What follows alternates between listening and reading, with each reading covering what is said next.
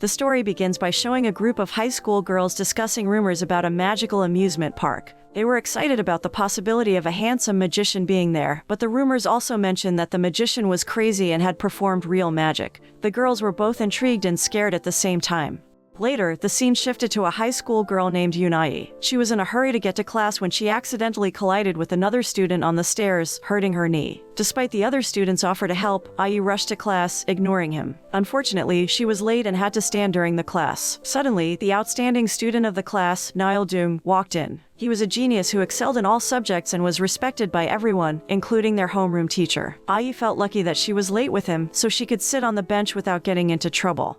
IU was from a poor family and she had to work hard to make ends meet. At mealtimes, she even took extra side dishes from the cafeteria to bring them home for her little sister, Anum, to have a similar meal. Unfortunately, her classmate, Kim Hana, accidentally spilled her food, causing IU to lose the extra portions. After school, IU went to her part-time job and secretly took leftover food from customers without her boss, Kim Do-sig, noticing. Although Do-sig did not mind IU taking the leftovers, she was still afraid of getting caught. Despite the challenges she faced, IU continued to persevere and work hard to provide for herself and her family. After finishing work, IU counted her earnings of 50,000 won and started planning what she needed to buy. She needed to get 10 kilos of rice, some eggs, and new stockings to replace the ones that had torn when she fell earlier that day. However, just as she was deep in thought, her money suddenly flew away. IU tried to grab the money, but it kept slipping out of her grasp until it eventually landed in the hands of a stranger named Lee Jun-ho. He asked IU if she believed in magic, which frightened her, causing her to run all the way home. At home, IU was greeted by her little sister, Anum, who asked about her injured knee. But IU was preoccupied with thoughts of the money Ul had taken from her. Looking at the sparse food supply in their home, IU realized that they had nothing to cook for dinner. However, Anum tried to cheer her up by saying that she had already eaten 3 servings at school and she wasn't hungry. IU then found an invitation to a magic show in her pocket.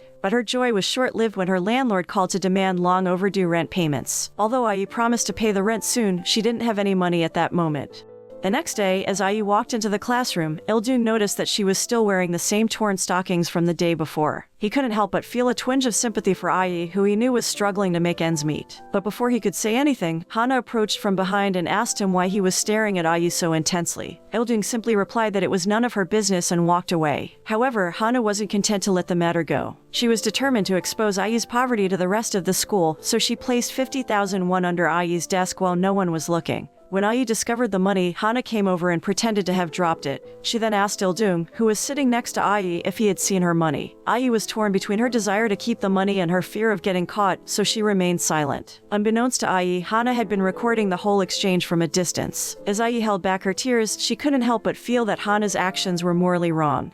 Later that evening, IU returned to the abandoned amusement park to demand her money back from Ul. She was surprised to find him there waiting for her, and he welcomed her as his honored guest. IU apologized for throwing away the invitation card, but Ul simply smiled and said that the invitation was in IU's hands all along. As IU sat down to watch the magic show, she couldn't help but feel a sense of wonder and excitement, and for a moment, she forgot all about her troubles. It didn't stop there. Ul continued to amaze IU with his tricks. He showed her a card trick and asked her to check her own pocket, where she found the same card. IU demanded her money back, but Ul turned it into a piece of paper. Irritated, IU called the trick boring. But Ul turned it around by turning the piece of paper into 2 notes and offered them to IU, who felt humiliated but took the money anyway. Ul tied IU's shoelaces and reminded her to be careful as she left. As IU walked away, she saw bubbles floating in the air and Ul sitting nearby, looking at her.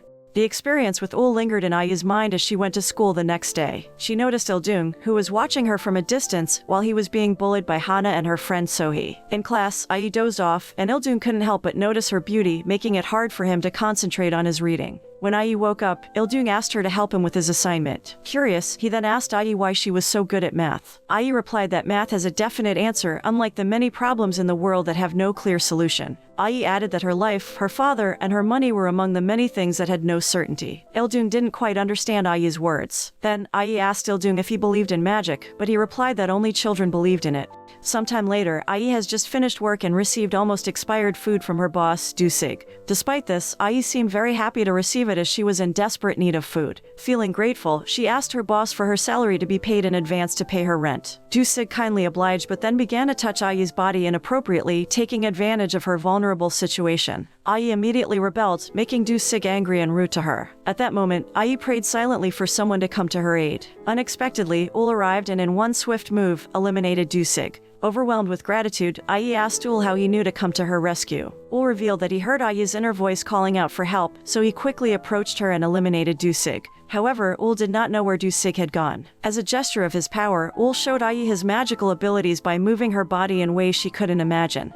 The following day, Il-dung sees Ai sitting alone at school and decides to approach her. He offers her a drink and they start talking. Il-dung tries to impress Ai with his thoughts about the world and his beliefs about magic, but Ai doesn't seem to be listening. Il-dung feels embarrassed and tries to save face by telling Ai that the bell has rung and she should go to class. Later that day, Il-dung comes home from school and throws away his unused textbooks. Ai sees this and picks up Il-dung's textbook. She tears off the front page so that nobody else will find out. Ai has been doing this for a long time to be able to study at school despite the limitations of her life. Later on, Ai and Ul spend more time together, and Ai tells Ul about her struggles and her dreams of becoming a teacher. Ul is impressed by her determination and helps her by using his magic to make her dreams come true. As Ai pursues her dreams, she continues to struggle with the difficulties of her life. After Ai left the school, she headed straight to the magic shop to look for Do-sig, but he was nowhere to be found. She then stumbled upon Ul's abandoned entertainment venue, hoping to find some answers. However, she only found an old parrot named Bella, who told her that Do-sig had disappeared. Unbeknownst to Ai, Hana and Sohee had been following her, trying to gather evidence of the rumored handsome magician. Hana also planned to uncover Ul's true identity to gain social media fame. Later that night, Ul followed Ai to her house and entertained her and Anu with a magic show. However, their peaceful evening was soon interrupted by a group of men led by Ai's abusive uncle. Her uncle demanded to know the whereabouts of Ai's father, who owed him a large sum of money. Ai had no idea where her father was, and she and Anu were subjected to harsh treatment by her uncle. Ul stepped in to defend them and used his magic to make the men disappear. Ul then asks Ai what she wants and promises to offer her a way out. With a sincere request to know Ai's deepest desire, Ul promised to make it come true. Overcome with fear, Ai couldn't bring herself to ask for what she truly wanted, a debt-free life. Instead, she let her anger toward her uncle consume her and wished for him to disappear, just like her boss did the day before. Ul listened intently to Ai's heart and turned his card into a pile of money, causing Ai's uncle and his men to gather the cash eagerly. However, their happiness was short-lived when they discovered that the money was fake, and their rage erupted, causing them to beat Ul senselessly. When they left, Ul managed to crack a smile and jokingly told Ai that he had indeed made them disappear, just as she had requested. However, Ai's opinion of Ul changed, and she harshly told him to leave and never return. Sometime later, Il-dung finds himself struggling with a dilemma after realizing that Ai has picked up the books he threw away. He feels a mix of regret and embarrassment but decides to feign ignorance and not bring it up with Ai. Instead, he tries to find other topics to discuss with her. As they sit in the library, Il-dung takes out all of his books to tempt Ai into borrowing one. However, he quickly changes his mind and says that he can't lend them out because he wants to read them all himself. Instead, he offers to study with Ai after hours in the library so that she can read the books there. The two of them end up studying together, but Il-dung finds himself struggling to focus on the topic at hand. He steals glances at Ai when she is busy studying and tries to find ways to prolong their time together. He even offers Ai his own headset so she can listen to music and lose herself in her imagination. After they finish studying, Il-dung asks Ai if they can meet again the next day to study together. When Ai says she can't, he tries again for the day after, but Ai still can't make it due to her work schedule. She tells him that she only has time on weekends. Unexpectedly, Il-dung asks Ai to date him. Il-dung's confession catches Ai off guard, as she has never been pursued by someone like him before. She feels conflicted, as she is aware of their different social standings, but at the same time, she finds Il-dung's sincerity and kindness appealing. Ai tries to come up with an excuse to avoid giving a direct answer, not wanting to hurt Il-dung's feelings. Il-dung is disheartened by Ai's response, but he tries to play it cool, pretending that he was just joking. However, the two of them feel a bit awkward afterward, and the atmosphere becomes tense. Il-dung eventually leaves, leaving Ai alone with her thoughts. In the meantime, Hana, a social media influencer, is determined to capture Ul's magic on camera to boost her online following. She brings along her friend Sohee, who is recording the entire encounter on her phone. They visit Ul's residence and challenge him to prove his magical abilities by stabbing Hana's shadow with a knife. Ul is initially hesitant, but Hana's persistence and Sohee's encouragement convince him to give it a try. When Hana nervously awaits the knife to stab her shadow, she suddenly stalls and questions Ul about his relationship with Ai. Ul becomes visibly uncomfortable and stops his magic act. As if fate intervened, a lightning bolt strikes, causing the lights to flicker and briefly go out. Ul takes this opportunity to slip away unnoticed and leave a message for Ai through Hana, asking her to come to his place. Meanwhile, back at home, Il-dung is consumed with anxiety after confessing his feelings to Ai earlier. He begins to realize that his academic success was not solely driven by his own ambition, but rather by his parents' pressure to succeed in their chosen field. His father even asks him what he wants as a reward for finishing the exams, to which Il-dung impulsively answers Ai, but quickly changes his response to a new iPad to avoid his father's disapproval. The next day at school, Hana informs Il-dung that the magician on the hill, Ul, is real and has a relationship with Ai. Il-dung is taken aback by Hana's statement and finds it hard to believe. He wonders why Hana would spread such impossible things about Ai. Despite Hana's apparent dislike for Ai, Il-dung insists that she must speak facts and not spread rumors. Shortly after, Ai arrives and Hana tells her that Ul is waiting for her at his place. Ai heads to Ul's place and scolds him for spreading rumors that could make her classmates feel prejudiced against her. Unbeknownst to Ai, Il-dung is also there to prove Hana's statement true. He witnesses that what Hana said is true and is left shocked. Meanwhile, Ul tells Ai that she needs someone who can listen to everything about her life story. He even knows all the messages that Ai sends to her mother on her phone, even though none of these messages reach her mother. Ai tries to snatch her phone from Ul but accidentally spills water on the table, wetting the sheets of paper. To her surprise, the ink on the paper reveals all the messages she had written to her mom. This causes her phone to ring incessantly as her mother reads the messages that she had never received. Ai is now even more curious about Ul's true identity, but all he admits to being is a magician.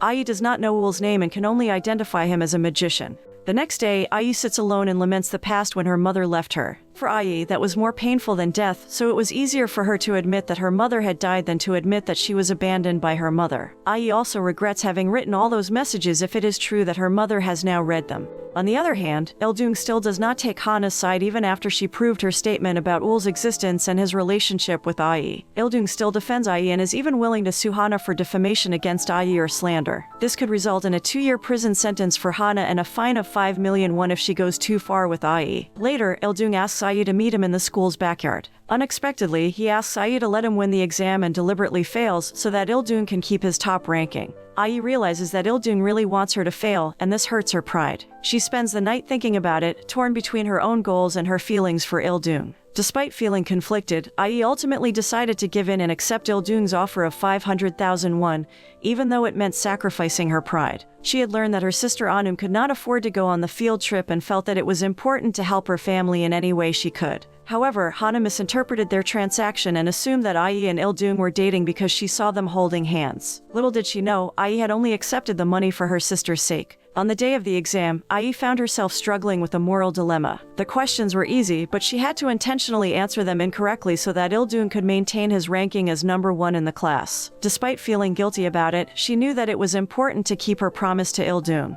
That night, Ai went to the amusement park to try and forget about her troubles for a while. As she rode on the horse statue, she thought about her mother and the happy times they had spent at the park together. Suddenly, Ul appeared and suggested that she ride on the gondola to relieve her stress. However, this time Ul did something different. He had fixed all the switches in the playground so that all the games could be turned on. Unbeknownst to Ai, Ul whispered a spell, Anara Sumanara, which caused the horse statue to come alive and fly into the sky. Ai was thrilled by the unexpected turn of events and enjoyed the magical ride. After some time, Ul suggested that Ai should take a break from worrying about lessons, grades, time, and money. He believed that learning magic could help calm her mind, if only for a moment. Ai, desperate for any relief from her stress, decided to give it a try. When report cards were eventually distributed, Ai found out that Il-dung had also achieved first place. However, Il-dung couldn't shake off the guilt he felt toward Ai. He continued to ask her to do all of his schoolwork and even offered to pay her 200,000 won for each subject. Ai, tired and overwhelmed, returned to the amusement park to take a breather. It was there that she began to develop a genuine interest in magic, finding it to be a source of solace in her life. Unbeknownst to Ai, Il-dung secretly followed her around to keep an eye on her. He didn't like the fact that she was getting too close to Ul. In contrast, Ul was fully aware of Il-dung's presence but chose to ignore him. Sometime later, Il-dung receives an invitation letter from a magician and he becomes curious about Ai's relationship with Ul. Ai doesn't know much about Ul's background, including his name and whether he is a good person, but she defends him nonetheless, telling Il-dung that he has no right to interfere with her personal life. Ai continues to visit Ul and learns more about magic. During one of her visits, she finally learns Ul's name and discovers that he is the magician who sent the invitation letter to Il-dung. One day, when Ai visits Ul, she meets a pregnant woman named Wonnie who claims to be his wife. This surprises Ai, as she had no idea that Ul was married. Meanwhile, Il-doon becomes increasingly jealous of Ai's relationship with Ul and begins monitoring their activities closely. However, he becomes intrigued by magic and starts learning some basic tricks. During one of his attempts at fire magic, Il-doon accidentally injures his hand, forcing him to take a break from his magical pursuits. The following day, Ai was devastated to discover that her father had taken all the money she had saved up and disappeared in the middle of the night. She was left with no choice but to return the money to Il-doon to clear her name at school. With a heavy heart, Ai also confessed to her homeroom teacher that she and Il-doon had made the agreement. To Ai's surprise, Il-doon was awarded the best behavior student the next day at school. It was later revealed that Il-doon's parents and the school had manipulated the situation to paint Il-doon as a generous and kind student who gave money to poor students like Ai. This revelation shattered Ai's self-esteem even further, and she was unable to defend herself in front of her peers. Il-doon meets Ai behind the school and asks Ai to feel sorry for him because of the embarrassment she faced due to his cowardice and not protecting her in front of everyone. Ai tells him that if she had everything like him, she would have been angry at the people who had embarrassed her. However, Ai also realizes that for poor people like herself, not being expelled from school was something she was very grateful for. She comes to terms with the fact that it is impossible for her to oppose rich people like the Il-doon family or the school. After school, Ai meets Ul and expresses her desire to stop learning magic. Ai feels like she has been wasting her time and wants to find a part-time job to earn money. Ul tries to persuade her to continue with magic, but Ai is resolute. She wants to take control of her life and not rely on anyone else's generosity or pity. Ul understands Ai's decision and promises to support her in any way he can. Elsewhere, Il-doon returns home to the disappointing sight of his mother throwing away all of her magic equipment into a trash bag. They have an argument about Il-doon's love for magic, and his mother forbids him from wasting any more time on such useless things. Il-doon feels frustrated because his parents have high expectations for him to study, but he can't help but have a passion for magic. The next day at school, Hana approaches Ai and Il-doon with a flash drive, claiming that she had snuck into Ul's house and recorded all of his activities. Hana warns them to brace themselves before watching the video, as the contents may be shocking. Curiosity gets the better of Ai and Il-doon, and they immediately watch the footage on the school's computer. What they witness on the flash drive is beyond their wildest imagination. Il-doon is seen in the video fighting and almost stabbing a man, with Ul in the background claiming that he is a real magician. Ai and Il-doon are left bewildered by what they've seen. After watching the video, Ai heads back to the amusement park to confront Ul. She finds him holding a knife, but he uses it to perform a trick for the children instead. Ai is relieved that Il-doon is not involved in anything dangerous and that he is a good magician. In the meantime, Hana's curiosity about Ul leads her back to his house, where she discovers bloodstains on the floor. However, Ul catches her in the act, and Hana accuses him of being a fake magician. She also reveals that she has brought a camera to record evidence of his crimes. Ul responds by ignoring the camera and attempting to strangle Hana, but Hana fights back, dropping Ul's birdcage in the process. Ul is more concerned with saving his bird than attacking Hana, which gives her the opportunity to escape. After running away, Hana stumbles upon Il-doon and tells him everything that happened at Ul's house. Sometime later in class, Il-doon's struggles continue as he faces an unbearable headache during an exam, causing him to only fill out half of the answer sheets. Despite Ai's concern, Il-doon can only think about Hana's recent encounter with Ul. Ai still insists that it is impossible for Ul to be violent. After school, Il-doon faces more criticism, this time from his mother for not completing the exam. She suggests that he should have passed out during the exam to get a follow-up rather than only filling out half, which could affect his grades. His father also reminds him of his childhood dream to become a judge like his dad, but Il-doon admits he no longer has that dream and just wants to do what he enjoys without the pressure of academic subjects. Il-doon feels misunderstood by his family and society in general. However, he finds solace in being himself at the amusement park, where he can pursue his love for magic. In the past, he thought being born into a wealthy family was a blessing because he would always win, but now he realizes that his true happiness lies in being true to himself. Il-doon also realized that he was already living on the asphalt road built by his parents and that he would not find any dirt to hinder his steps. But now, Il-doon also realizes that flowers cannot grow on asphalt roads. Il-doon wakes up on the flowered floor and realizes that Ul has covered him in his magic cloak. Since then, strange events have occurred in succession. First, an old woman was robbed and attacked by a figure in full robes like Ul, and then the body of a drowned woman was discovered in a lake on the outskirts of town.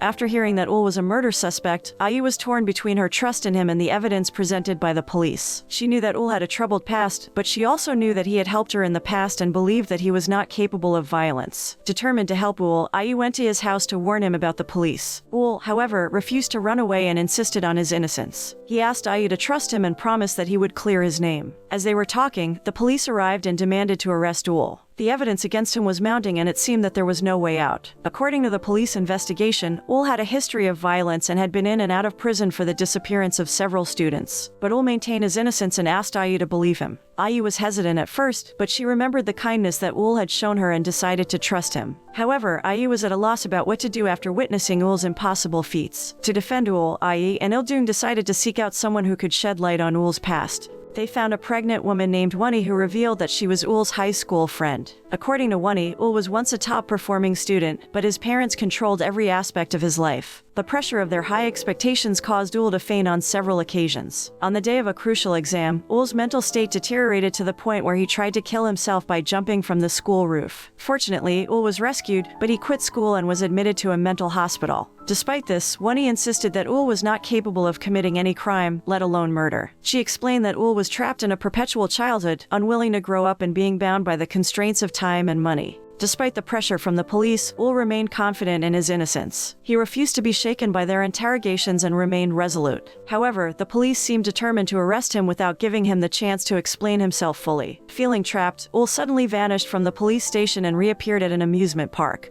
It was clear that he had used his magical abilities to escape the authorities. Unfortunately, the police were quick to catch up with him and surrounded him with guns drawn. Just as it seemed like things couldn't get any worse, IE suddenly appeared on the scene. She begged the police for time to speak with Ul, hoping to help him in some way. IE then surprised everyone by proclaiming her belief in Ul's magical powers. She even claimed that she had learned how to perform magic herself. Reciting a spell that Ul had taught her, IE made him disappear right before the police's eyes. Shortly after, the truth behind the robbery and murder is finally revealed, and it turns out that Ul was wrong about the culprit. Do-sig, the shop owner who had sexually assaulted IE, is the real perpetrator. Ul feels guilty for eliminating Do-sig and giving him a second chance, which ultimately led to him taking revenge and framing Ul for the crime. Despite the setback, Ul remains optimistic and continues to perform magic tricks in prison. Il-dun, on the other hand, decides to live independently without the financial support of his parents. However, this also means that he loses touch with IE and never sees her again. The series ends on a positive note, showing IE as a successful college student who continues to pursue her passion for magic.